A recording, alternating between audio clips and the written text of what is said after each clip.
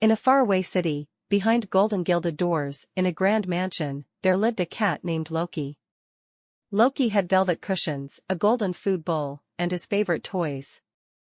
Every day, the finest meals were brought to him. Every evening, he fell asleep to the sound of classical music. But Loki was unhappy. Because what he wanted more than anything was an adventure. One morning, Loki looked out the window. Birds were flying, children were running, trees were swaying in the wind. His heart started beating with excitement, and suddenly, he made a decision. Milky Way, I have to go outside. I have to find my own path. At that moment, he silently placed his paws on the ground, and hop. He jumped out of the mansion. The streets were completely different. There were no velvet cushions, no warm milk. But freedom, oh, that was wonderful.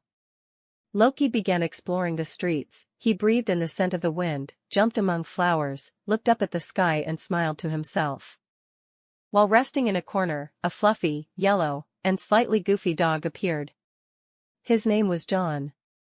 John was the king of the streets, nose in the air, tail held high, and a bit stubborn.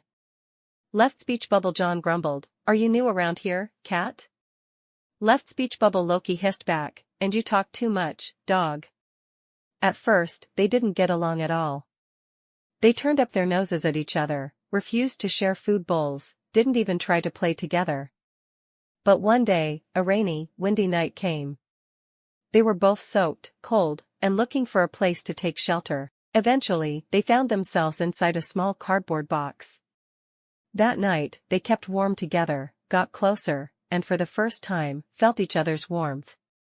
The next morning, Loki shared his breakfast with John. And John showed Loki the secret spots where food could be found.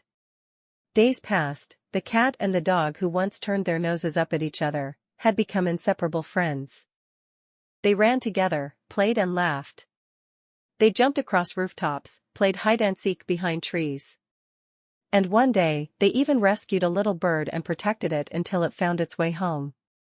And every night, they fell asleep under the stars, side by side. Loki no longer lived in a fancy house.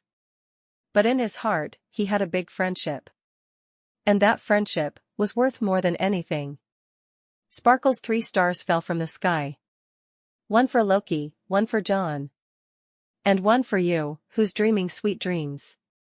Crescent moon, good night, little friend. Sweet dreams and peaceful sleep. Dizzy S.